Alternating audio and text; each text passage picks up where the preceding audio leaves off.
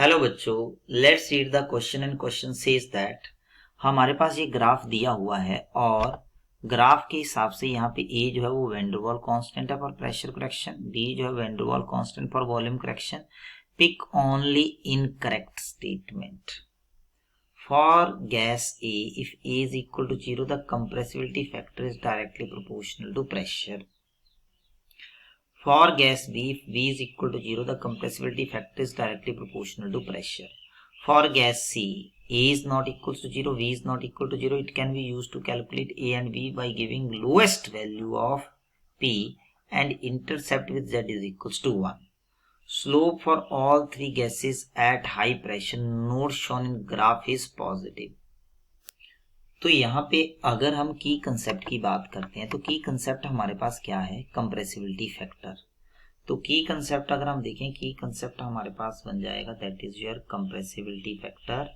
Compressibility factor क्या होता है? Z is equals to PV divided by NRT. अब हमें one by one given statement को चेक करना है कि गिवन स्टेटमेंट ट्रू है या इनकरेक्ट है. देखिए, हम जानते हैं कि हमारे पास वैन डर वाल इक्वेशन क्या बोलता है? P is equal plus A into n square divided by B square into आ जाएगा V minus N V that is equals to NRT. अगर हमारे पास A 0 हो जाता है, A क्या हो जाता है? 0. तो A अगर आपके पास 0 हो जाएगा तो इसका मतलब ये वैल्यू तो 0 हो जाएगी. यहाँ पे रह जाएगा प्रेशर, यहाँ पे आएगा V minus N V that is equals to NRT. Okay, तो यहाँ पे हम देखें ये बनेगा PV. यहाँ पे देखिएगा आपके पास आ जाएगा PV और यहाँ पे हमें बनाना है डिवाइडेड बाई RT. तो यहाँ पे आप इसको लिख सकते हैं P और यहाँ पे इसको लिख सकते हैं, अगर 1 मोल ले तो ये बनेगा RT इंटू क्या बनेगा? V minus B. ओके, तो ये तो आपके पास क्या बनेगा? B यहाँ से कैंसिल करना पड़ेगा. तो यहाँ पे आप देखिए आपके पास क्या आ जाएगा? Like this. ओके, तो ये बन जाएगा आपके पास.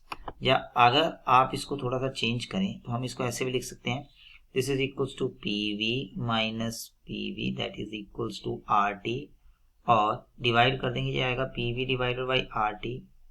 Okay, and that is equals to ये आपके पास बनेगा 1 प्लस PV डिवाइडेड बाई क्या बनेगा? RT. क्या बनेगा? RT. ओके, तो यहाँ पे बन जाएगा क्योंकि RT से डिवाइड कर देंगे. अब देखो इसका मतलब ये Z जो है, Z आ जाएगा 1 प्लस PV डिवाइडेड बाई क्या आ जाएगा? RT. तो ये देखिए Z क्या है? प्रेशर के डायरेक्टली प्रोपोर्शनल है. इसका मतलब if A is equal to 0, ये स्टेटमेंट तो आपके पास करेक्ट है. पहला स्टेटमेंट तो करेक्ट है. अब सेकंड स्टेटमेंट की बात करते हैं. B equals to 0. अगर यहाँ पे B 0 कर देते हैं तो ये बनेगा P plus A by B square और यहाँ से बनेगा that is B that is equals to RT. तो ये बनेगा PV प्लस A बाई यहाँ से क्या बनेगा? V that is equals to RT. तो डिवाइड करेंगे PV divided by RT, PV divided by RT. ये आप देखिए PV को हमने क्या किया? RT से डिवाइड कर दिया है. तो यहाँ पे आपके पास बनेगा PV को हमने क्या किया है? RT से डिवाइड कर दिया है.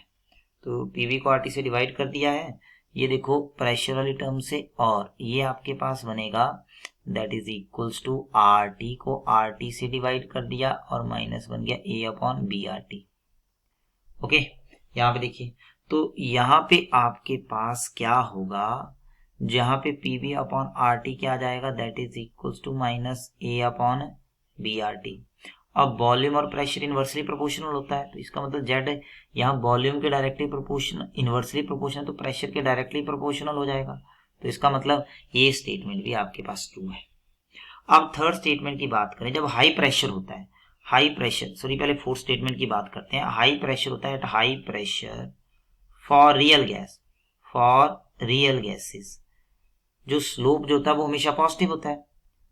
स्लोप क्या होगा? पॉजिटिव होगा हाई प्रेशर पे. तो हाई प्रेशर पे स्लोप क्या होता है? पॉजिटिव होता है. तो इसका मतलब जितनी भी रियल गैस है उनके लिए स्लोप क्या होता है? पॉजिटिव. इसका मतलब ये स्टेटमेंट भी ट्रू है. Third, sorry this is fourth one. Third statement क्या दिया हुआ है? For gas C, A is not equal to 0, B is not equal to, it can be used to calculate A and B by giving the lowest pressure. देखिए, अगर हम ideal gas की बात करें और रियल गैस की बात करें, रियल गैस होती है वैन डर वाल इक्वेशन.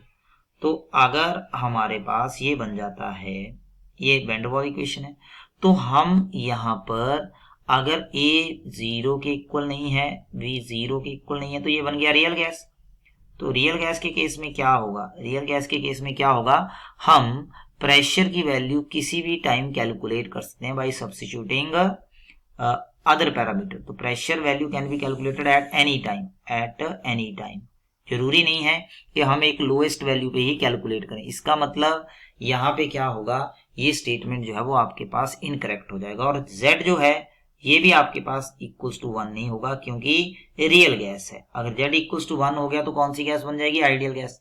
तो this statement is a true incorrect statement. इसका मतलब आंसर क्या बनेगा, C option. I hope this will clarify your doubt. Thank you.